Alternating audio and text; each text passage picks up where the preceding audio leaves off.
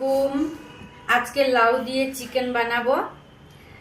আমরা আগে বাড়িতে ওইদিকে আমরা এরকম করে 3টা করে দাগ দিতাম, তার জন্য আজকেও দিয়ে দিলাম।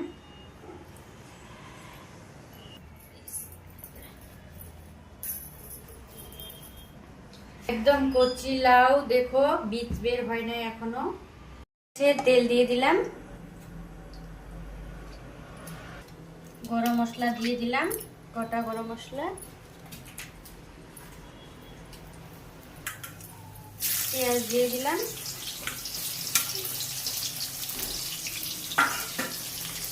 ভাজা হয়ে গেছে, লাল লাল করে ভাজিয়ে নিলাম। এখন আদা রসুনের পেস্টটা দিয়ে দিলাম,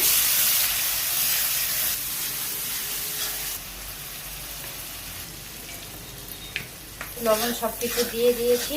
এখন আমি মাংসটা দিয়ে দিলাম, জল ছাড়া মাংসটাকে পুরো কষে নিব। আগে ভালো করে কষে নেব, তারপরে লাউগুলো আলুগুলো তারপরে দিয়ে দিব। আগে ভাজিয়ে নেব ভালো করে। প্রায় অনেকক্ষণ থেকে কষলাম, এখন লাউগুলা দিয়ে দিব।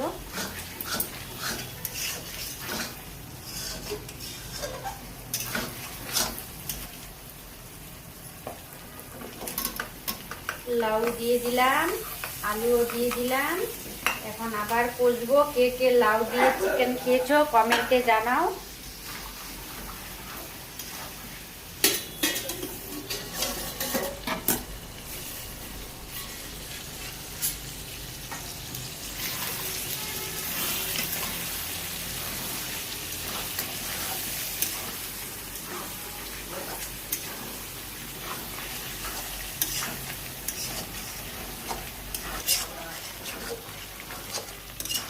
কতটা জল বের হয়ে গেছে। লাউ থেকে এমনি জল বের হয়ে যায়, জল দেওয়ার দরকার নেই। লাউয়ের জল দিয়ে সব সিদ্ধ হয়ে যাবে।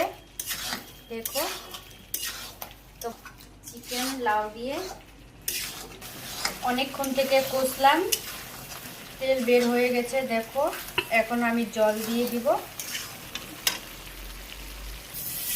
জল দিয়ে দিলাম। কষতে কষতে চোখের মধ্যে তেল মশলাটা পড়ছে, দেখো কি জ্বলতেছে চোখটা। জল দিয়ে দিলাম, এখন আমি এখানে ঢাকিয়ে দিব, সবকিছু সিদ্ধ হয়ে যাবে। ঢাকিয়ে দিয়ে দিলাম, 10 মিনিট থাকবে এখানে। সবকিছু একদম ওকে হয়ে গেছে,